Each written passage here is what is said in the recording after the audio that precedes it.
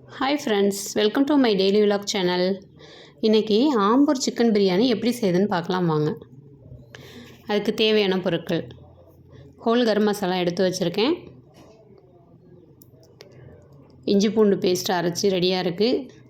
10 வரமிளகாய் எடுத்து சுடுதண்ணியில் ஊற விட்டுட்டு நல்லா அரைச்சி பேஸ்ட் மாதிரி எடுத்து வச்சுருக்கேன். 3 பெரிய வெங்காயம் கட் பண்ணி வச்சுருக்கேன். பச்சை மிளகாய் 2 தக்காளி எடுத்து கட் பண்ணி வச்சுருக்கேன். புதினா கொத்தமல்லி தழை எடுத்து வச்சுருக்கேன். இப்போ நம்ம ஜீரக சம்பா அரிசியில் தான் செய்ய போகிறோம். அதனால் இதில் 2 டம்ளர் எடுத்து ஊற வச்சுருக்கேன். பாத்திரத்தை அடுப்பில் வச்சிடலாம். 100 ml அளவுக்கு எண்ணெய் போட்டுருங்க. தேவையான அளவு நெய் போட்டுக்கோங்க. இந்த ஹோல் கரம் மசாலா போட்டு நல்லா வதக்குங்க. அது பொரிஞ்சதுக்கப்புறம் நம்ம வெங்காயம் கட் பண்ணி வச்சுருக்கோம் பாருங்கள், அதை அதில் சேர்த்துடலாம். வெங்காயம் நம்ம சீக்கிரம் வதங்கணுன்னா கொஞ்சம் கல் உப்பு சேர்த்திங்கன்னா சீக்கிரம் வதங்கிடும். நல்லா கோல்டன் ப்ரௌன் ஆகிற அளவுக்கு நல்லா வதக்குங்க.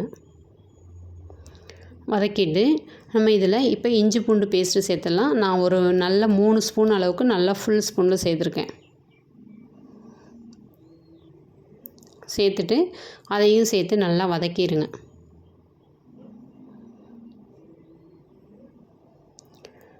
நல்லா வதங்கின பச்சை வாசனைலாம் போகணும். வதங்கினதுக்கப்புறம் நம்ம சிக்கனை ஏற்கனவே நல்லா வாஷ் பண்ணி எடுத்து வச்சுருக்கேன். அந்த சிக்கனை அதுக்குள்ளே சேர்த்துடலாம். ஒரு 3 லெக்கும் மீதி நார்மல் கொஞ்சம் சிக்கனும் கட் பண்ணி சிக்கனும் போட்டிருக்கேன். நல்லா இது பச்சை ஸ்மெல்லாம் போகிற அளவுக்கு நல்லா வதக்கி விடுங்க. நல்லா வதங்கணும். வதங்கினதுக்கப்புறம் கொத்தமல்லி தழை புதினா அதில் சேர்த்துடலாம். நம்ம அதையும் சேர்த்து நல்லா வதக்கலாம். வதக்கிட்டு நம்ம மிளகாய் பேஸ்ட் அரைச்சி வச்சுருக்கோம் பாருங்கள், அதையும் சேர்த்துடலாம். தயிர் 1/2 கப் சேர்த்துடலாம். இதையும் சேர்த்து நல்லா மிக்ஸ் பண்ணுங்கள். இப்போ தேவையான அளவு உப்பு சேர்த்துக்குங்க. நான் ஒரு 1/2 லெமன் கட் பண்ணி லெமன் சேர்த்துருக்கேன். லெமன் கறி உடையாமலும் இருக்கும், டேஸ்ட்டும் நல்லாயிருக்கும். நல்லா இந்த அளவுக்கு வெந்ததுக்கப்புறம்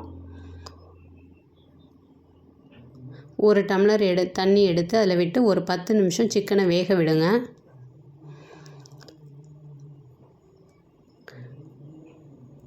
மூடி போட்டு ஒரு 10 நிமிஷம் வேகட்டும். நம்ம 1 டம்ளர் தண்ணி தான் அதில் சேர்த்துருக்கோம். மீதம் உள்ள தண்ணியை நல்லா வெந்ததுக்கப்புறம் அதில் சேர்த்துடலாம். தண்ணியை சேர்த்ததுக்கப்புறம் இந்த டைமில் உங்களுக்கு தேவையான உப்பு பத்தலை அப்படின்னா நீங்கள் சேர்த்துக்கலாம்.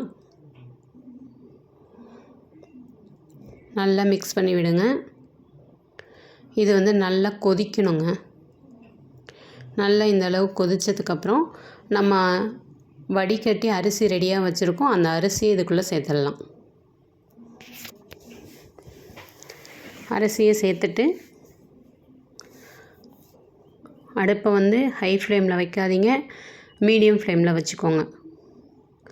இல்லைன்னா சீக்கிரம் தண்ணி இஞ்சி சாதம் வேகாமல் போயிடும். மீடியம் ஃப்ளேமில் வச்சு நல்லா கிளறி விடுங்க. நீங்கள் இப்போ இந்த டைமில் உப்பெல்லாம் செக் பண்ணிடுங்க. இப்போ ஒரு 10 நிமிஷம் நம்ம மூடி போட்டு அதை வேக விடுவோம். லோ ஃப்ளேமில் இருக்க வேணால், மீடியம் ஃப்ளேமில் இருக்கட்டும். இந்த அளவுக்கு வெந்துடும் ஒரு 10 நிமிஷம் வேக விட்டால். இப்போ தம் போடுறதுக்கு ரெடியாக இருக்குது. இது நான் எப்போதும் தோசைக்கல்லை அடுப்பில் வச்சுட்டு அது மேலே அதை எடுத்து வச்சுருவேன். வாசத்துக்கு கொத்தமல்லி தழை சேர்த்துக்கோங்க. சேர்த்துட்டு மூடி போட்டு 15 நிமிஷம் லோ ஃப்ளேமில் வைக்கணும். ஹை ஃப்ளேமில் வைக்காதீங்க, மீடியம் ஃப்ளேமில் வைக்காதீங்க, லோ ஃப்ளேமில் தம் போடுறதுக்கு வைங்க. ஒரு 15 நிமிஷம் கரெக்டாக வேகட்டும். வெந்ததுக்கப்புறம் இப்போ நம்ம தம் உடைச்சிட்டு கொத்தமல்லி தழை டேஸ்ட்டுக்காக சேர்த்துட்டு நெய் உங்கள் டேஸ்ட்டுக்காக 2 ஸ்பூன் சேர்த்துக்கலாம். சேர்த்ததுக்கப்புறம் இப்போ இதை மிக்ஸ் பண்ணி விடுங்க. மிக்ஸ் பண்ணியாச்சு. எந்த அளவுக்கு பாருங்கள் சாஃப்டாக சிக்கன் வந்திருக்கு. சாதமும் நல்லா உதிரி உதிரியாக இருக்குது. ட்ரை பண்ணி பாருங்கள், டேஸ்ட்டு நல்லா இருந்துச்சுங்க. நார்மலாக சாப்பிட்ற பிரியாணியை விட இது கொஞ்சம் வித்தியாசமாக இருந்துச்சு.